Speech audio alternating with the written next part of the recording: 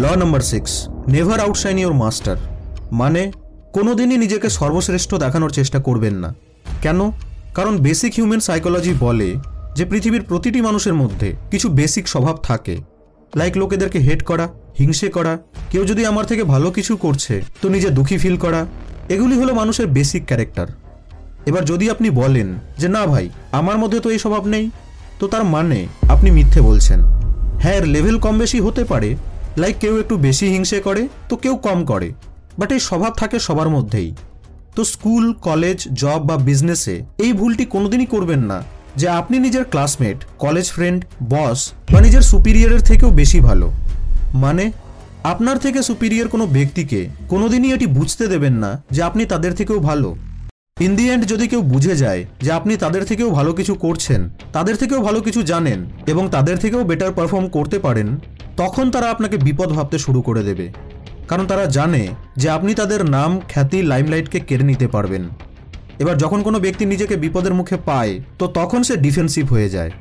আর লোকেদের এই আক্রামক ভাবনা আপনার সম্পূর্ণ কাজে জল ঢেলে দিতে পারে।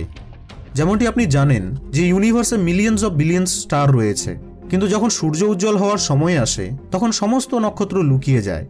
কিন্তু একদিক থেকে দেখলে এমন লক্ষ লক্ষ নক্ষত্র আছে যেগুলি কিনা সূর্যের থেকেও লক্ষ লক্ষ গুণ বড়, কিন্তু তবুও তারা সূর্যের কিরণকে বাধা দেওয়ার সাহস করে না।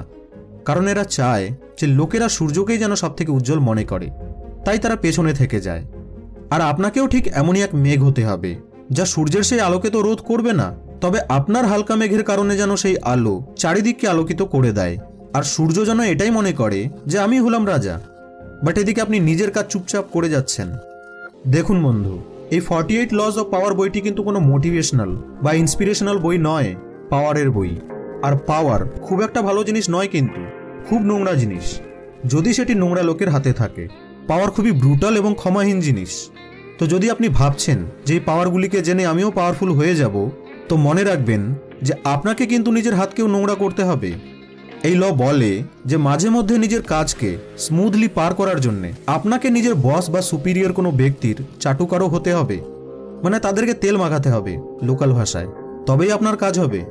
এবার যদি আপনি বলেন যে না, আমি তো কারো চাটুকার হতে যাব না, আমি তো একদম অরিজিনাল ব্যক্তি, তো বন্ধু তাহলে এই পাওয়ার সিরিজ আপনার জন্য নয়। কারণ আমি আগেই বললাম যে power is a game of brutality. মনে করুন আপনার বস কোনো কাজ করছে আর আপনি জানেন যে সেই কাজটিকে ভুল করছে, তো এখানে যদি আপনি তাকে ভুল ধরিয়ে দেন তো লস কিন্তু আপনারই। আপনার বস কিন্তু আপনার উপর রেগে যাবে।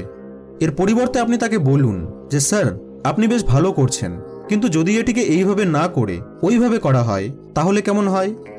নিজেকে জো স্টকের স্টেজের ওই অন্ধকার সাইডে রেখে কাজ করুন এবং নিজের থেকে সুপিরিয়র ব্যক্তিকে ওই স্পটলাইটে থাকতে দিন নয়, তাকে স্পটলাইটে রাখুন। চেস খেলায় আপনি জানেন যে রাজার থেকেও পাওয়ারফুল হলো মন্ত্রী। আপনাদের সঙ্গে আবার দেখা হবে নেক্সট ভিডিওতে।